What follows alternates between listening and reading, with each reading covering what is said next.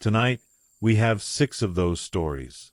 6 accounts from people who worked the overnight shift at gas stations across the country.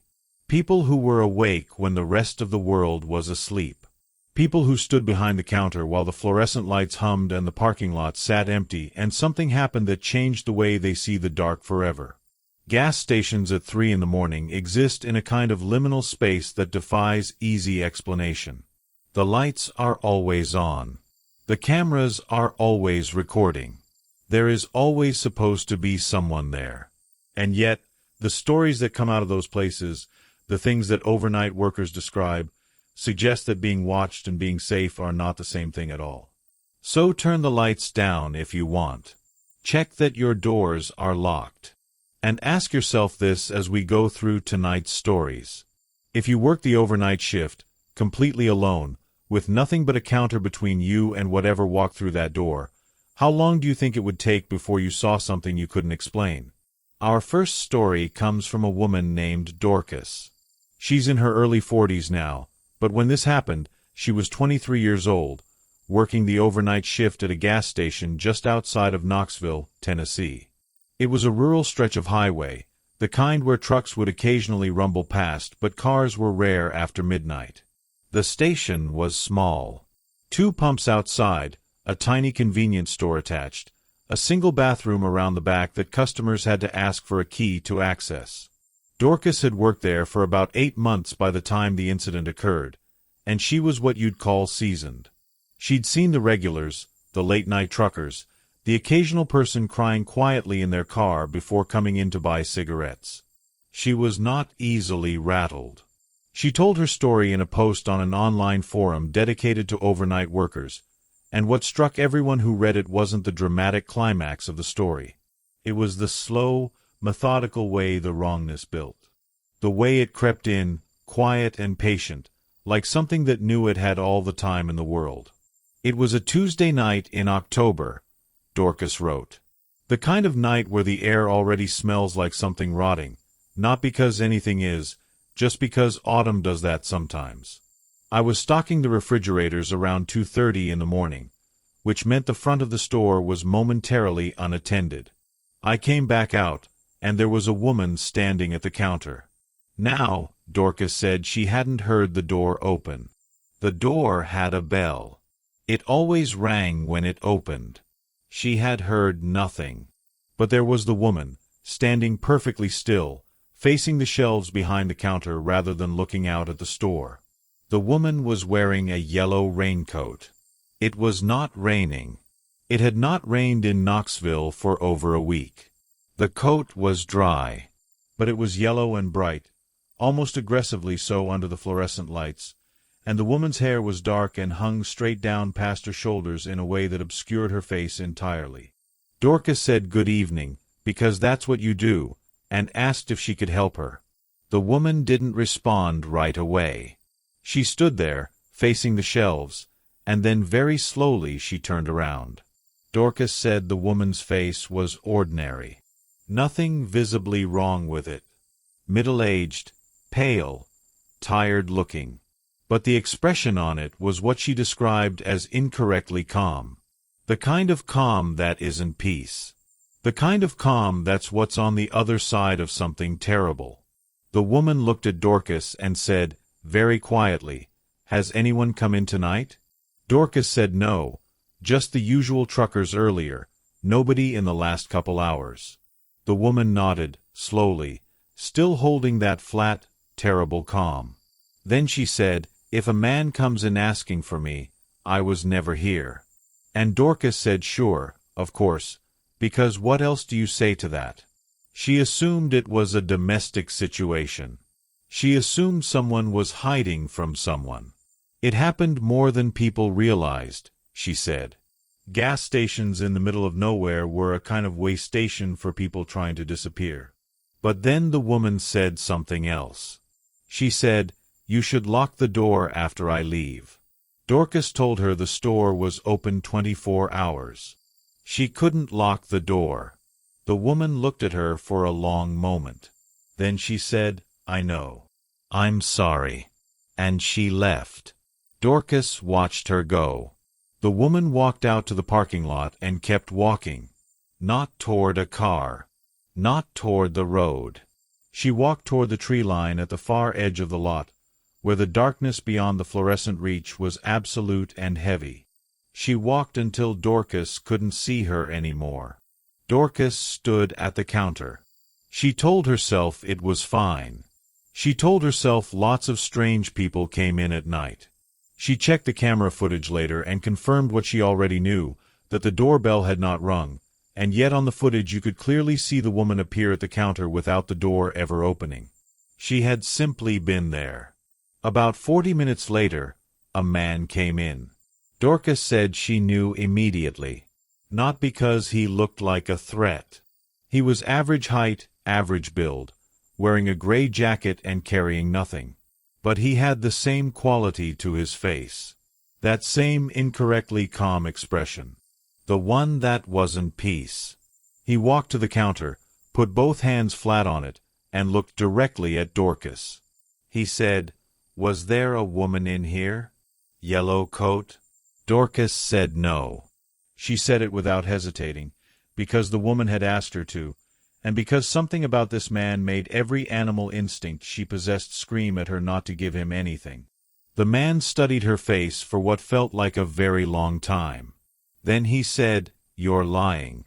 Dorcas held his gaze and said she wasn't. She said she'd been on since 10, hadn't had many customers, certainly nobody in a yellow raincoat. The man smiled. It wasn't a good smile. It was the kind of smile that acknowledged a lie with admiration rather than anger. He said okay. He said he appreciated her time. He turned around and walked to the door. And then he stopped with his hand on the door, and without turning around, he said, "You should know that she's not what she looks like." He left. Dorcas locked herself in the bathroom for 20 minutes. She called her boyfriend. She did not call the police, because what would she say? When she finally came out, she checked the parking lot through the glass. Empty. She checked the camera footage. The man was there. Clear as anything.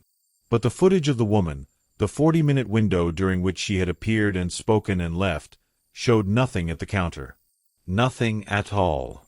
Just Dorcas, standing alone, speaking to empty air. She quit working nights 3 weeks later. Now, here's a question for you to sit with. If you were Dorcas, standing behind that counter, if you had seen the footage of yourself talking to nothing, how would you explain it? Not to the police. Not to your friends. But to yourself, in the quiet of 3 in the morning, alone in a building where you were supposed to be safe? Some people who read Dorcas's account online suggested she had experienced a dissociative episode. Some suggested the camera had malfunctioned. Some suggested the woman had been wearing something that interfered with the motion sensor on the recording equipment. But there's one detail that none of those explanations touch. The doorbell. No technical glitch silences a bell. No camera malfunction explains why it never rang. And nobody has ever explained the yellow raincoat walking into the trees. The second story takes us north. Way north. We're talking about a gas station on the outskirts of a small town in northern Minnesota called Eveleth. Now, Eveleth is real. It's a small mining town, population a little over 3,000 people, situated in St. Louis County up near the Iron Range. In winter, the temperatures there routinely drop to 30 below zero. The nights last forever, literally, and the isolation of working a gas station on the edge of a town like that, surrounded by miles of iron-heavy forest and frozen ground, is a very different kind of alone than most of us will ever experience. The man who worked there was named Aurelius. He went by Rel. He was 27, working the overnight shift to save money to go back to school. He'd grown up in the area and was the kind of person who described himself as not superstitious, not religious, extremely practical. He fixed things. He believed in what he could see. Which is why, he said later, what happened to him was so much worse than it might have been for someone else. It happened on a February night when the temperature outside was 34 degrees below zero with wind chill. Almost no cars had come through. The highway was technically passable but practically abandoned. Rel was alone, had been alone since his shift started at 11, and it was now past 3 in the morning. He was reading. He said the silence was different on nights like that. Not peaceful. Something closer to pressure. Like the cold was physically compressing the world down to the size of that lit building and nothing else existed beyond the glass. At 3:17 in the morning, a car pulled into the lot. Rel looked up. Through the big front windows he could see it. An old sedan, he thought maybe late 90s, dark blue or black, hard to tell under the lot lights. It pulled up to one of the pumps and stopped. The engine was running. Nobody got out. Rel watched. This wasn't uncommon. People sometimes sat in their cars for a minute before getting out, especially in that weather, gathering the will to step into the cold. He watched the car for 2 minutes. Then 5. The engine kept running. The exhaust curled white into the frozen air. Nobody moved. After about 8 minutes, Rel got on the intercom and said the pump was ready whenever they were. No response from the car. The engine kept running. After 15 minutes, he started to get concerned. He put on his coat, his hat, his gloves, all of it, because you did not step outside into 34 below without full coverage. He walked out to the car.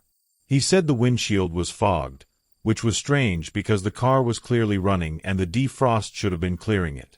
He knocked on the driver's side window. Nothing. He tried the door. It was unlocked. He opened it. The car was empty. Not just empty of the driver. Empty of everything. No registration in the visor. No items in the seats. No trash, no change. No anything you would normally find in a car someone actually drove. It was like a car that had been cleaned, completely stripped, and then placed there. Running, in a parking lot, in 34 below zero, in the middle of the night, in a town where almost no one was. Rel said the thing that scared him most wasn't the empty car. It was the realization that came immediately after. He had watched the car pull in. He had watched it park. The lot had been empty before it arrived. He had seen no one get out. And yet, the engine was warm, the fuel gauge was nearly full, and sitting on the driver's seat, which he had not noticed until he leaned in to look more carefully, was a single house key on a plain metal ring. He did not touch the key. He went back inside, locked the door, which he understood he was not supposed to do, and called the police. A deputy came out 40 minutes later. By that time, the car was still there. Still running. The deputy ran the plates. The car had been reported stolen 2 weeks earlier. From a town 4 hours south. It had been stolen from the driveway of a house where, 3 days after the theft was reported, the owner of the car had been found dead of what was officially ruled a medical event, though Rel said the deputy got quiet and said something under his breath that sounded like that's not what it was. The car was impounded. The key was collected as evidence. Nobody ever established how the car got there, who drove it, or why there was no one in it. The footage from the gas station lot shows the car arriving, parking, and then nothing. No door opening. No one exiting. Just the car, and then Rel walking out to it, and then the car alone, engine running in the dark. Rel finished his shift that night. He said he didn't know what else to do. He made coffee, he turned the radio up, and he sat behind the counter until 6 in the morning when the sun very slowly began to lighten the sky. He said it was the longest morning of his life. He never found out what the key was for. Here's something to consider, and this is more than just a story element. Investigators who work missing persons cases in rural and semi-rural areas across the northern United States have noted an unusual phenomenon. Vehicles that belong to missing or deceased individuals sometimes turn up in unexpected locations days or weeks after the person disappears, with no clear explanation for how they arrived there and no evidence of who drove them. In most cases, these are attributed to unknown third parties who are never identified. In a handful of cases, the vehicles are found in running condition in isolated locations despite being reported missing long enough that the fuel should have been exhausted.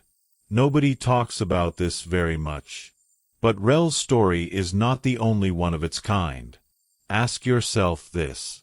If you had walked out to that car and it was empty, really empty, engine running, no explanation, in the coldest night of the year, what would you have done with the key? Our third story is shorter but possibly the most unsettling of all the ones we're telling tonight, because unlike the others, it has a partial explanation, and partial explanations are somehow always worse than none at all. The woman who told this story goes by the name Thessaly online. She requested that the location not be specified beyond the Midwest, and she has not provided her last name. She worked at a gas station attached to a truck stop. Not a small station. A larger operation with a diner, a small motel component, and 24 pumps. The kind of place that does real business at 3 in the morning because the trucking industry never sleeps. Thessaly was not alone on her shift. There were 2 of them working the overnight, herself and a man named Gordon, who worked the diner counter while she handled the convenience store side. They could see each other through a glass partition. This is important. She was not alone.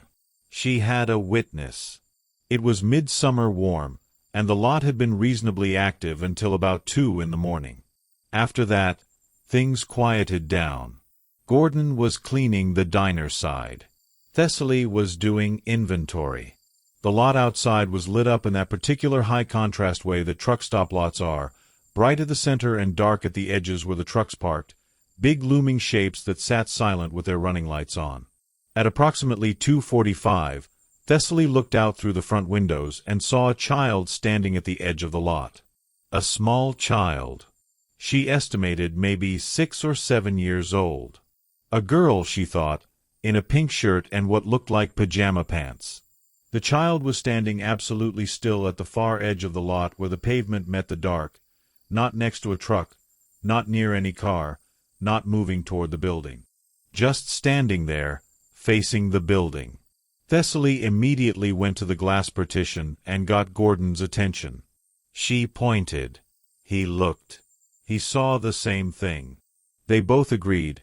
Small child, alone, standing at the edge of the lot in the middle of the night. Thessaly went to the door. She called out to the child. Asked if she was okay. Asked where her mom was. The child didn't respond. Didn't move. Just stood there, facing them. Gordon came around to join Thessaly. They both stepped out into the warm night air. They called again. The child stood. They walked toward her. The child stayed still until they were about 30 feet away, and then, without any sudden movement or sign of panic, the child turned around and walked into the dark. Thessaly and Gordon followed immediately. They were not going to let a child vanish into the dark behind a truck stop. They went to where she had been standing and looked beyond into the dark lot edge. There was no child. There was nothing. The lot ended at a gravel strip, and beyond that a chain-link fence. Nowhere to go quickly. Nowhere to hide in a matter of seconds. They searched the lot for 40 minutes. They called the police. Officers came and searched more thoroughly. No child was found. No missing child report had been filed in the county that night. No vehicle in the lot had a child traveling with it. The truckers were woken and questioned. Nothing. Here is the partial explanation. 2 days later, Thessaly was talking to a woman who worked the day shift, a woman who had worked there for years. She described what she and Gordon had seen. The day shift woman went quiet and then said, carefully, that there had been an incident at the truck stop about 11 years earlier. A child, a girl, had been found at that truck stop after being separated from her family during a chaotic night in which a traffic accident on the highway had sent multiple vehicles to the lot for shelter. The child had been found wandering the lot the next morning, unharmed but deeply disoriented, describing in a way that 6-year-olds describe something she had seen at the edge of the lot that had frightened her. The family had been reunited and left. The child had been fine. But the day shift woman said that over the years, maybe 4 or 5 times that she personally knew of, someone working the overnight had reported seeing a small figure at the edge of the lot. Always the same spot. Always still.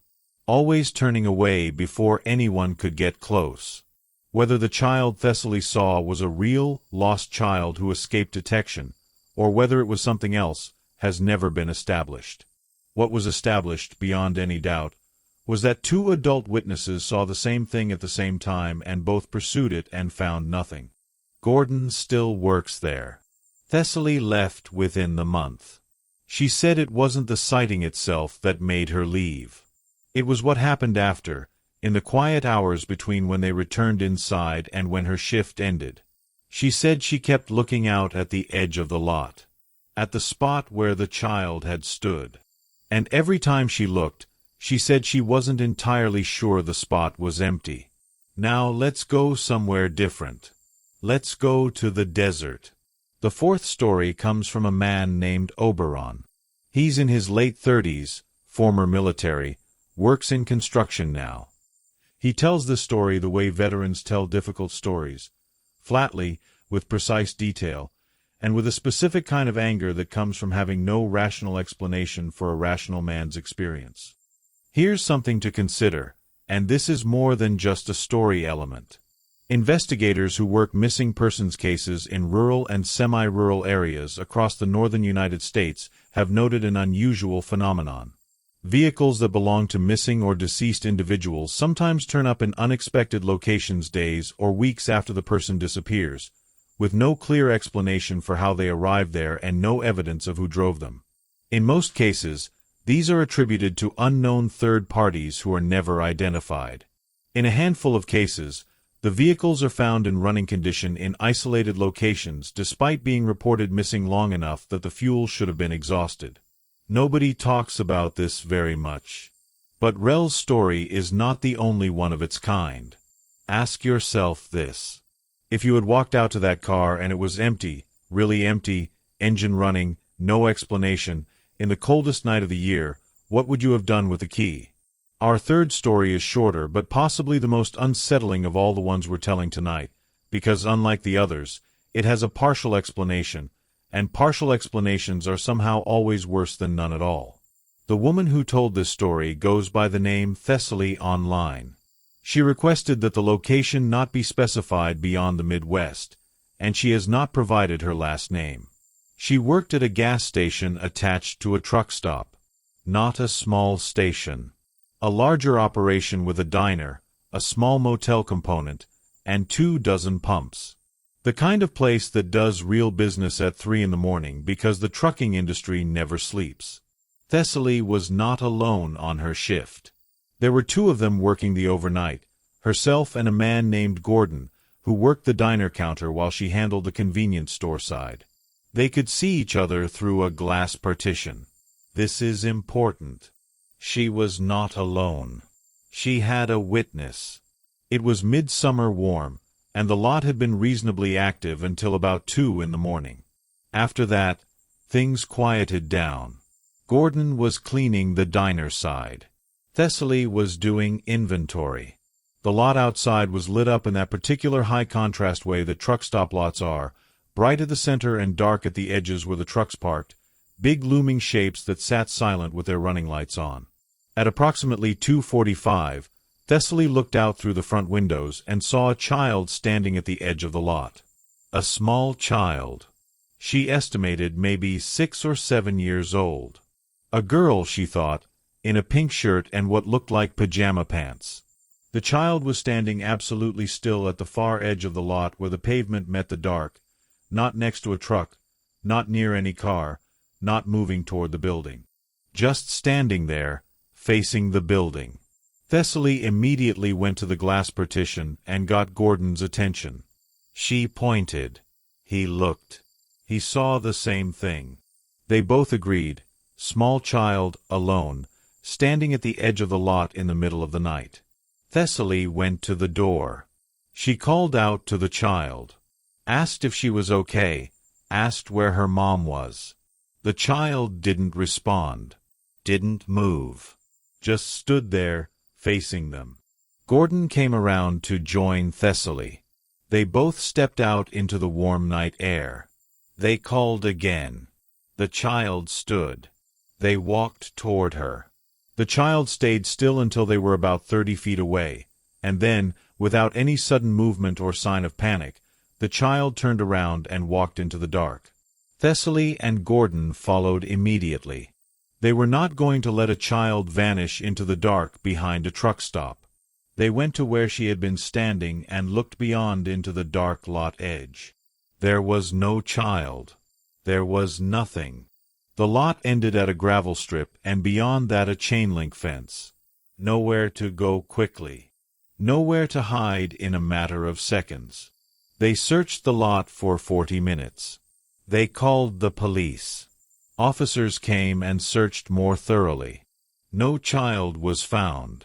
No missing child report had been filed in the county that night. No vehicle in the lot had a child traveling with it. The truckers were woken and questioned. Nothing. Here is the partial explanation.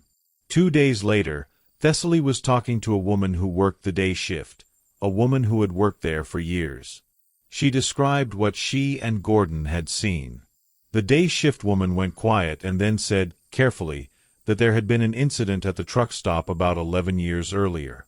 A child, a girl, had been found at that truck stop after being separated from her family during a chaotic night in which a traffic accident on the highway had sent multiple vehicles to the lot for shelter.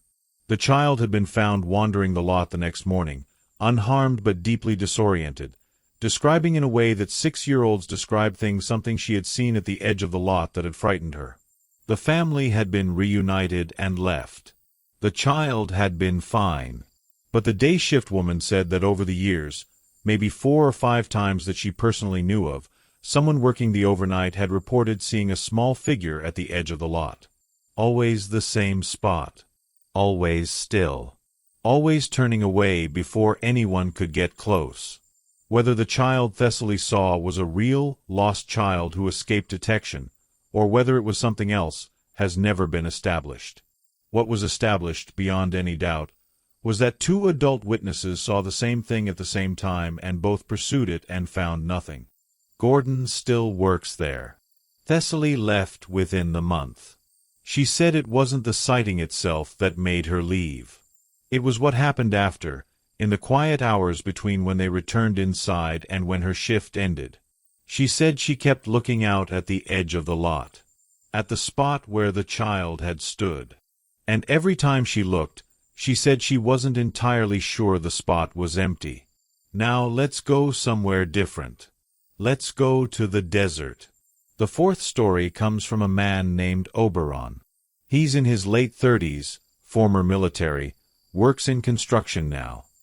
He tells the story the way veterans tell difficult stories, flatly, with precise detail, and with a specific kind of anger that comes from having no rational explanation for a rational man's experience. Because our 5th story is about exactly that moment. That moment when the quiet turns. This story comes from a young woman named Calixta. She was 19 when this happened. She was working a gas station in rural Georgia, not far from the Okefenokee swamp. If you're not familiar with the Okefenokee, it's worth a moment of context. It's one of the largest intact freshwater ecosystems in North America.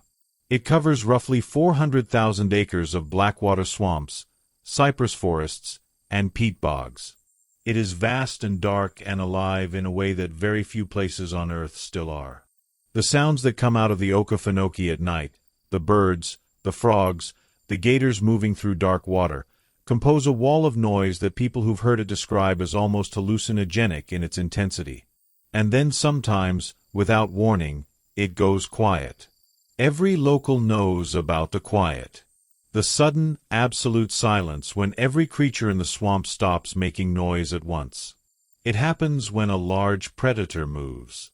It happens sometimes for reasons no one can identify.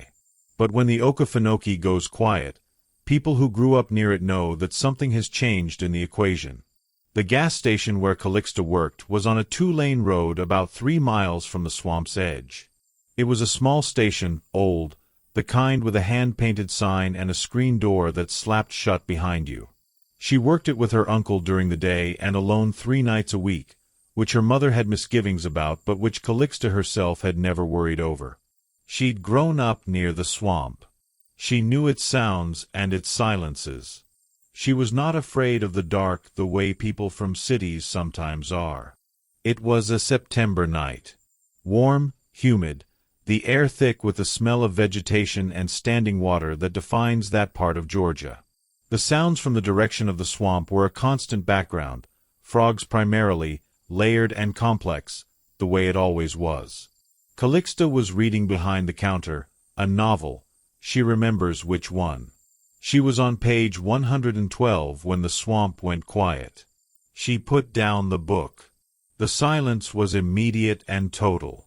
1 second the frogs were going, the full swamp edge orchestra of them, and then nothing. An absence of sound so complete it felt physical, like a pressure change. She waited. She knew what the quiet meant, and she knew it usually resolved itself within a few minutes. Whatever moved, the swamp would register it and then relax. But the quiet didn't resolve. It continued. 1 minute. 2, 5, 10. At the 10-minute mark, Calixta walked to the front door and looked out. The lot was empty. The road was empty.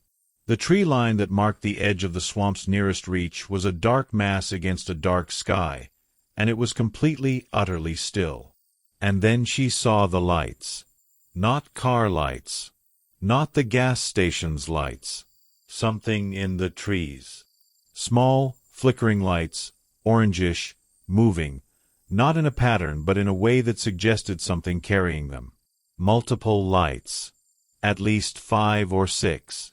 Moving through the trees parallel to the road, moving slowly, moving in a direction that would, if they continued, bring them toward the station. Now, there are natural explanations for lights in swamp environments. Will-o'-the-wisps, which are real, scientifically documented phenomena caused by the oxidation of gases produced by decomposing organic material, are observed in swamp environments and can appear as flickering, moving lights. They are sometimes called ignis fatuus, fool's fire. They have been observed for centuries and have generated folklore across every culture that lives near swamps or bogs worldwide. Scientists have studied them. They are real. But will-o'-the-wisps do not move in coordinated groups. They do not move consistently in one direction. And they do not, as a rule, emerge from the tree line of a swamp and continue moving across open ground toward a gas station. These lights did. Calixta watched them come out of the trees. They continued across the scrubby grass strip between the tree line and the station's gravel lot. They were moving slowly, but they were definitely moving toward her. She counted 7 of them, each one roughly the size of a grapefruit, each one that same deep orange, each one slightly irregular in the way it flickered, like a flame in wind. But there was no wind that night. The air was perfectly still in the way that swamp air gets before a storm, heavy and waiting. She went to the phone and called her uncle. He answered on the 3rd ring and she described what she was seeing. He told her to stay inside. She said okay. He said he was coming. She watched the lights cross the gravel lot. They stopped when they reached the edge of the lot, at the border where gravel met the concrete apron around the pumps. They clustered there, loosely, 7 of them, and then, one by one, they went out. Not all at once. Not suddenly.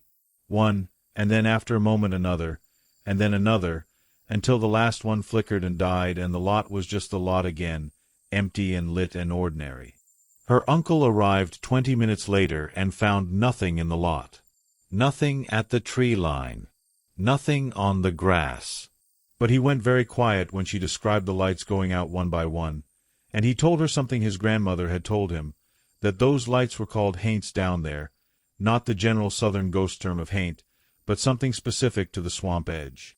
That they meant the swamp had sent something up to look at you, to check on you, and that the fact that they had gone out without anything happening was the swamp deciding you were not what it was looking for. He was not a superstitious man, her uncle. He said this without drama. He said it like a man sharing local knowledge about weather patterns. Matter of fact. Real. Calixta still works there. She says she is not afraid. She says she knows the swamp sounds now, knows its silences, knows what to watch for. She says she has seen the lights twice more since that September. Both times they came to the lot's edge and went out. She says she thinks she understands why the frogs go quiet. She says she tries not to think about what the swamp is looking for. And that brings us to the sixth and final story tonight. And I want to tell you up front that this one is different from the others. Not because it's more dramatic. Not because it has a cleaner or more satisfying ending. But because this one is the hardest to dismiss. Because this one has the most witnesses, the most documented elements, and the most disturbing implication if you take it seriously. This story comes from a man named Everard. He was 41 years old when this happened, a veteran overnight worker who had spent 14 years working various gas station and convenience store overnight shifts across multiple states.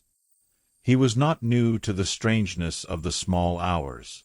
He had seen fights, medical emergencies, police chases end in his parking lots, had held a woman's hand through a miscarriage while waiting for an ambulance, had talked people down from ledges both literal and metaphorical. He was experienced. He was steady. He was not the kind of man who saw things that weren't there. He was working at a highway gas station in central Illinois. The kind of station that sits at the intersection of two state highways, surrounded by flat farmland in every direction. In Illinois, that flat farmland stretches so far in every direction that on clear nights you can see the lights of towns 20 miles away on the horizon. The sky is enormous there.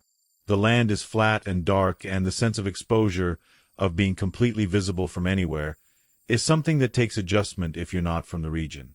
The station was a larger one, for pumps, a well-stocked convenience store, a fast food unit inside that closed at midnight. By 2 in the morning, it was just Everard and the hum of the coolers and the enormous dark Illinois sky outside. It had been a quiet night. A few cars between 11 and midnight. Nothing since. Everard was doing his logs at 2:30 when a car pulled in. It was a clean, late-model sedan, white, nothing unusual. A woman got out. She was in her 30s, professional-looking, wearing a blazer over what looked like work clothes. She looked tired but put together. She came in, bought a coffee, asked for the bathroom key. Normal. Completely normal. Everard handed her the key and she went to the bathroom, which was just off the main store floor, an interior bathroom, not outside. She was in there for maybe 4 minutes. She came out, returned the key, thanked him, and walked back to her car. He watched her go. She got in the car. The car sat for maybe 2 minutes at the pump and then pulled out and drove north on the state highway. Perfectly normal. Entirely ordinary. Nothing alarming. 40 seconds after her car pulled out of the lot, a second car came in. A dark SUV, moving fast for a lot. It pulled up to the door and a man got out before it had fully stopped. He came into the store and he was breathing hard and his face had the look of someone who has been frightened and is managing it with great effort. He asked Everard, urgently but controlled, "Did a white sedan just leave?" "White car, a woman. Which way did she go?" Everard said yes, she just left, went north on the highway, maybe a minute ago. Asked if everything was okay. The man looked at him and said, "Does she come here often? Have you seen her before?" Everard said he'd never seen her before, just a regular customer, seemed fine. Why? The man said, breathing still elevated, that she had been following him. That she had been following him for 3 hours, across 4 counties, that every time he stopped she stopped, every time he turned she turned, and that he had turned into the gas station hoping she would pass, and instead she'd pulled in and gone inside, and he had pulled over a quarter-mile up the road and waited, and then he had come back. He asked if she had used the phone while she was inside. Everard said she'd just used the bathroom and bought a coffee. He showed the man the layout. Told him where she'd stood, where she'd gone. The man asked to see the bathroom. Everard said no, that was a customer bathroom.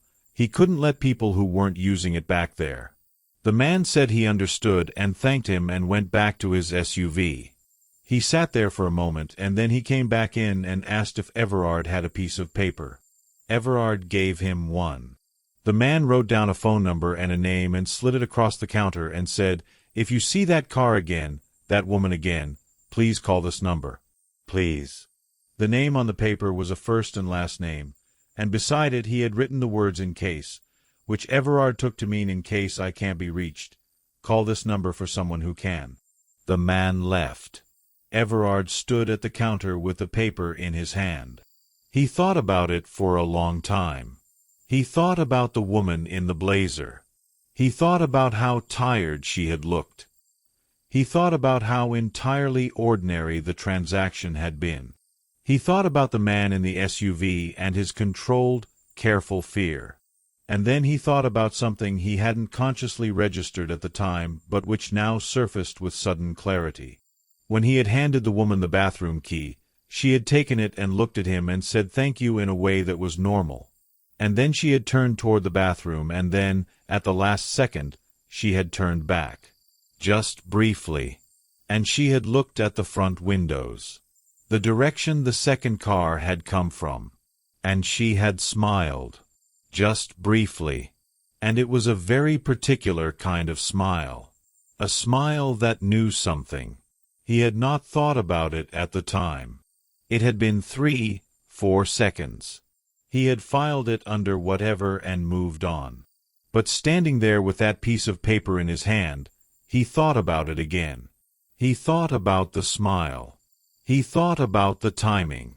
He thought about the fact that if you were being pursued, and you knew you were being pursued, and you stopped at a gas station to buy coffee and use the bathroom, you would not smile in the direction of the highway while your pursuer was somewhere behind you. You would not smile like someone who had just played a card they'd been holding for a while. Unless, Everard thought, unless the pursued knew something about the pursuer that changed the nature of the game entirely. He called the number the following morning. After 2 rings, it was answered by a recorded message that said the number was no longer in service. He went to the county sheriff's office and reported the interaction. The deputy who took his report was polite and said they would look into it. He never heard anything further. He told the story twice online, once on a forum for overnight workers, and once in response to a Reddit thread asking for real experiences that people couldn't explain. Both times, the response that got the most engagement was the same question, asked in different forms by different people.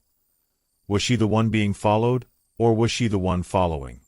And that is a question that Everard himself says he doesn't know the answer to. He says he thinks about the 2 of them, the woman in the white sedan and the man in the dark SUV, as pieces of a story he was only briefly inserted into. He says he thinks about the smile. He says he thinks about the fact that the phone number the man gave him was disconnected within hours.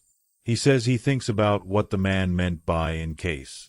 He says he's been doing this job for a long time, and he has learned to accept that the overnight shift puts you in a position of witnessing fragments. You see the middle of stories you'll never know the beginning or end of. Most of the time that's fine. Most of the time the fragments are ordinary enough. The crying person, the couple fighting in the parking lot, the drunk man trying to buy beer at 4 in the morning. Most of the time you can fill in the gaps with reasonable assumptions. But some fragments, he says, some fragments resist every reasonable assumption you can construct. Some fragments sit in you and refuse to resolve. Some fragments belong to stories that, If you could see the beginning and the end, you would wish you hadn't. He says the white sedan is one of those fragments. He still works nights. Now I want to come back to something I mentioned at the very beginning of tonight. The concept of the non-place. The liminal space. Because what all 6 of these stories have in common, Dorcas with a woman in the yellow raincoat, Aurelius finding the empty running car in 34 below zero, Thessaly and Gordon chasing a child into the dark, Oberon at the desert fence, Calixta watching the lights cross the swamp's edge, Everard holding a disconnected phone number, is the gas station itself. The place they all occupied. The specific, particular quality of that space. There's a reason these stories happen in gas stations and not in, say, office buildings or schools or restaurants. Part of it is practical. Gas stations at night are staffed by 1 or 2 people, isolated, with clear sight lines in every direction. They are uniquely positioned to see what the dark brings. But part of it is something harder to articulate. The gas station occupies a specific role in the American imagination. It is the last light before the dark. It is the place you stop when you are somewhere between. When you are between home and destination. Between safety and whatever lies ahead. Between the known and the unknown. Between staying and going. People come to gas stations at 3 in the morning because they have to be somewhere else. They come in transit. And transit, the state of being between, has always been understood across cultures as a dangerous state. Ancient Greeks made offerings before long journeys. Medieval travelers prayed at crossroads. Indigenous cultures across North America marked transitional spaces as places where the ordinary rules of the world became thin, where the boundary between what was and what might be grew permeable. And the gas station at 3 in the morning, lit up against miles of darkness, full of people going somewhere else, is perhaps the most purely transitional space that modernity has produced. What comes to transitional spaces? The stories suggest an answer, though none of them can prove it. The lonely woman in the yellow raincoat who moved through a door without opening it. The empty car that drove itself 4 hours north. The child who turned and walked into nothing. The shape at the desert fence that was approximately a person. The lights that the swamp sent to look. The woman with the knowing smile.